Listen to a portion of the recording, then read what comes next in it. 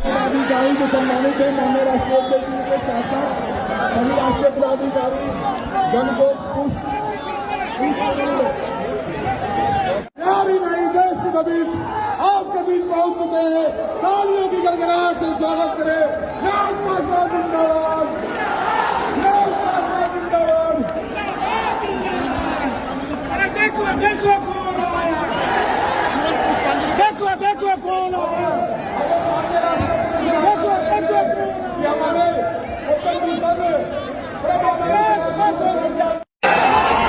साथियों, आज लोक जनशक्ति पार्टी के 24वें स्थापना दिवस के कार्यक्रम में चिराग जी 24वें स्थापना दिवस के कार्यक्रम में जहां सबका स्वागत है। पार्टी के 24वें स्थापना दिवस के कार्यक्रम की ढेर सारी बधाई, ढेर सारी शुभकामनाएं। पार्टी इन 24 सालों में यकीनन कई उतार चढ़ाव से गुजरते हुए और इधर आओ ना यार, पार्टी एक नए मुकाम तक पहुंची है। सन 2000 में हमारे पिता आदरणीय रामविलास पासवान जी ने 28 नवंबर सन 2000 में दिल्ली में पार्टी की नींव रखी थी। और इन 24 सालों में जहां एक तरफ पार्टी ने कई उतार चढ़ाव, कई विपरीत परिस्थितियों का सामना किया, तो वहीं हमारे नेता आदरणीय रामविलास पासवान जी के मजबूत परिश्रम का ही परिणाम रहा कि पार्टी ने महज 3 सालों में एक नई ऊंचाई को हासिल किया। 2000 में पार्टी की नींव रखी गई और 2004 में पार्टी में 4 सांसद जीतकर पहले ही लोकसभा चुनाव में एक मजबूत 10% लोकतंत्र की राजनीति में, चुनावी राजनीति में देने का काम पार्टी ने किया। 2005 में पुनः हम लोगों ने देखा कि एक मजबूत शुरुआत बिहार विधानसभा के चुनाव में पार्टी के द्वारा की गई, जब पार्टी ने 29 विधायक जीतकर सत्ता की चाबी पहली बार चुनाव लड़ने वाली पार्टी लोक जनशक्ति पार्टी के हाथों में आई।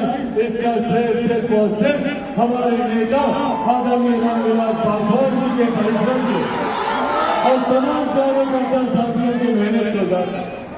और उसके बाद यकीनन पार्टी ने कई विपरीत परिस्थितियां देखी, और उन विपरीत परिस्थितियों के बावजूद भी पार्टी हर चुनाव के साथ भले उतार चढ़ाव रहे पर मजबूत होती है।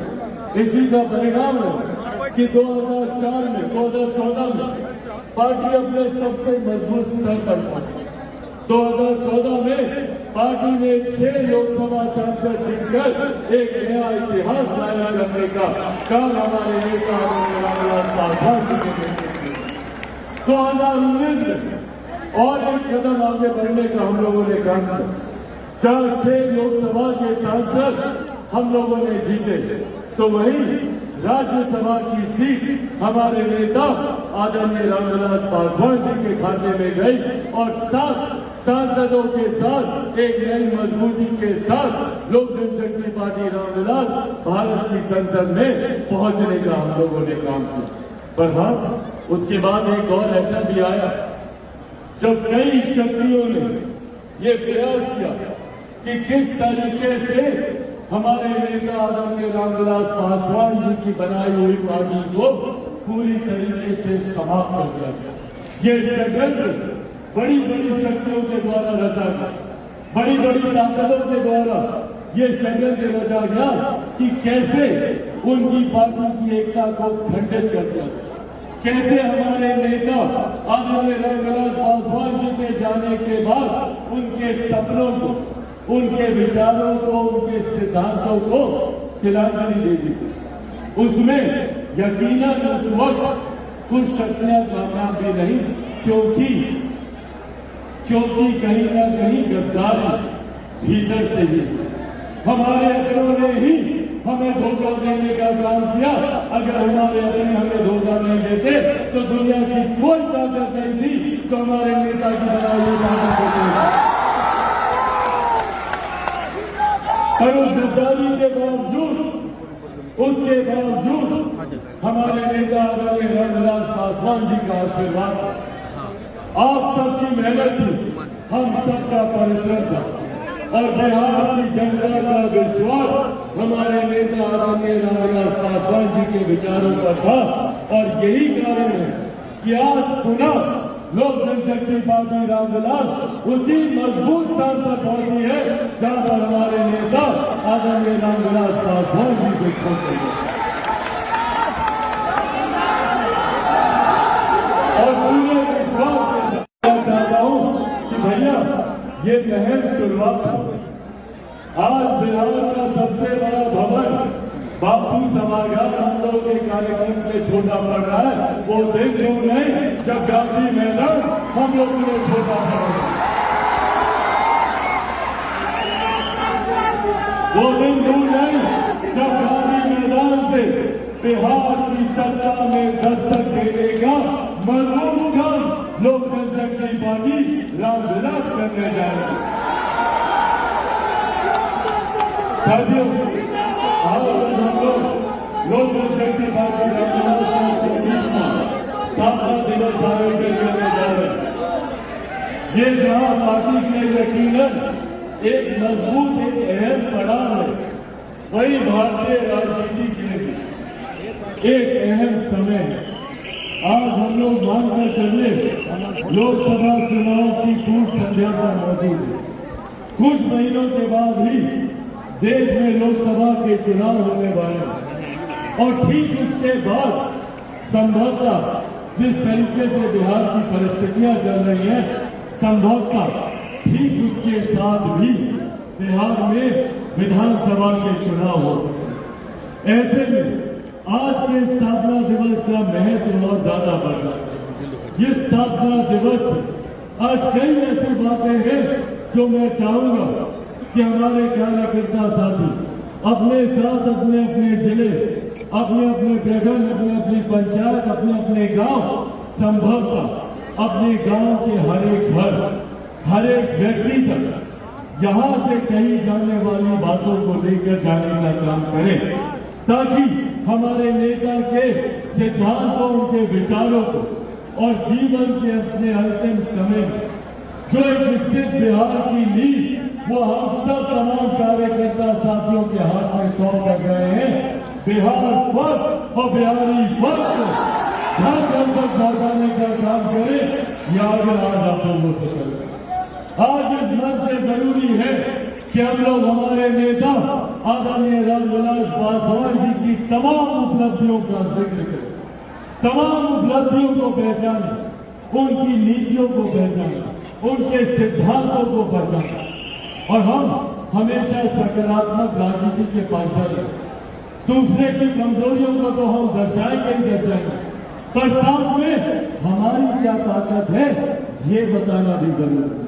जहां एक तरफ मौजूदा सरकार महागठबंधन की और मौजूदा मुख्यमंत्री नीतीश कुमार जी की विफलताओं का तो जिक्र करना ही, पर साथ में ये बताना जरूरी है कि अगर लोक जनशक्ति पार्टी रामविलास की जिस दिन सरकार बिहार में बनेगी, जिस दिन बिहार वर्ग बिहारी वर्ग की सरकार बिहार में बनेगी, उस दिन हम लोग बिहार की जनता के लिए क्या करेंगे, बिहारियों के लिए क्या करेंगे, ये भी उनको साथ में बताना जरूरी है। और आज इन तमाम बातों का जिक्र प्रमुखता से आपके समक्ष में रखने का काम करें। मैं चाहूंगा कि इन तमाम बातों को आप अपने साथ लेकर, साथियों, हमारे लिए यकीनन एक गर्व की बात कि हम एक ऐसे नेता के अनुयायी हैं जिनको देश में तो क्या दुनिया में भी वो किसी पहचान के मोहताज नहीं है। दुनिया के किसी कोने में चले जाइए, हमारे नेता आदरणीय रामविलास पासवान जी का नाम होता है। मुझे गर्व होता है जब मैं देश के अलग अलग कोनों में जाता हूँ, दुनिया के अलग अलग कोनों में जाता हूँ, तो वहां पर हमारे नेता आदरणीय रामविलास पासवान जी विचारों से सहमति रखने वाले हजारों लाखों की संख्या में लोग होते हैं। और इसका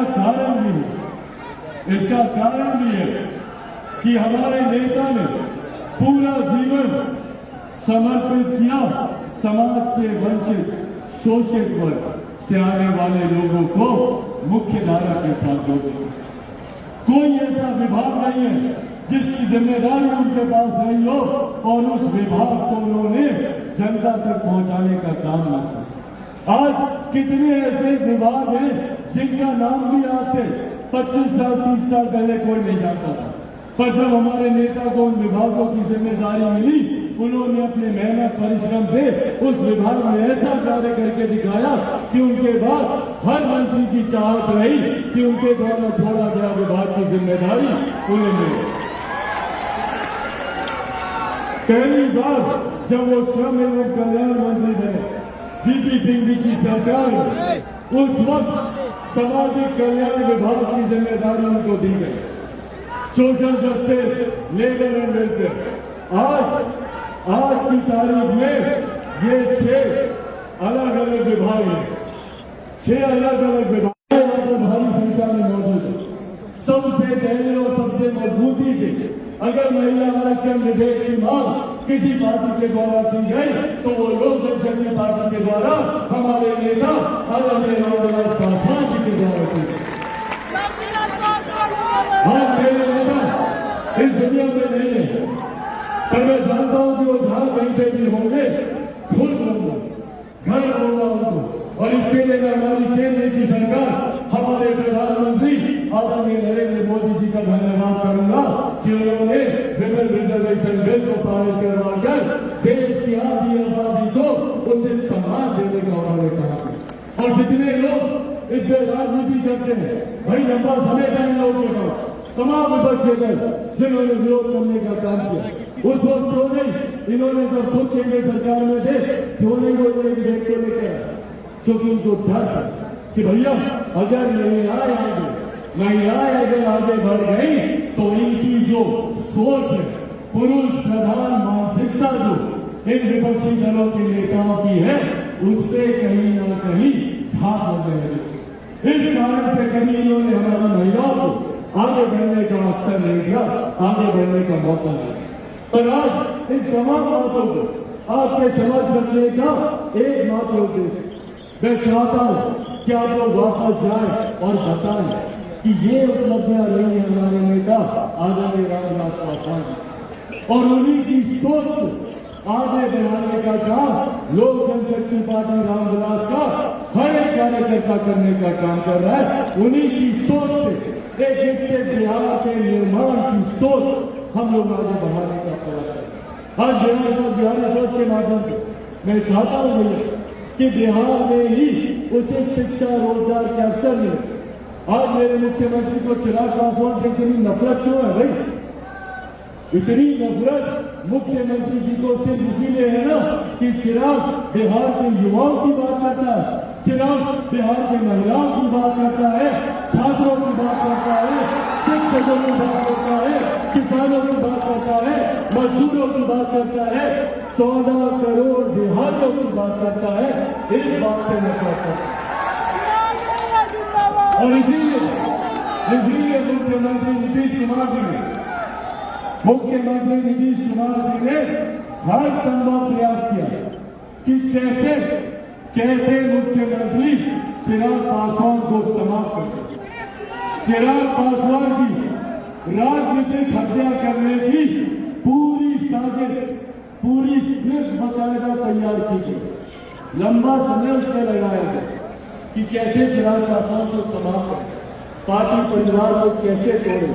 वीणा जी यहाँ पर मौजूद है, वीणा जी से बेहतर कौन जानता रहे, उस षड्यंत्र की शिकार रही है ये, और इन्होंने अपने शब्दों में ही बताने का काम किया कि उस वक्त कैसे षड्यंत्र रचे जाते थे, जिनके घरों में बैठक होती थी, कहाँ पे बैठकों का दौर चलता था, और चिराग पासवान को समाप्त करने के लिए षड्यंत्र रचा गया कि पहले तो इसके परिवार से अलग कर दो, चिराग पासवान टूट जाएगा, नहीं टूटा चिराग पासवान। फिर षड्यंत्र रचा गया फिर षड्यंत्र रचा गया कि इसको इसकी पार्टी से निकाल कर बाहर कर दो, अकेला कर दो तो चिराग पासवान टूट जाएगा, नहीं टूटा चिराग पासवान। फिर षड्यंत्र रचा गया कि चिराग पासवान का घर खाली करो, इसकी बूढ़ी नानी जो आज इस दुनिया में भी नहीं, इसकी मां के साथ इसका सामान उठाकर सड़क पर फेंकवा दो, चिराग पासवान टूट जाएगा, नहीं टूटा चिराग पासवान। क्योंकि जो लोग ये सोचते हैं कि इन चीजों से चिराग पासवान टूट जाएगा, वो लोग भूल जाते हैं कि चिराग पासवान शेर का बेटा है, रामविलास पासवान का बेटा है।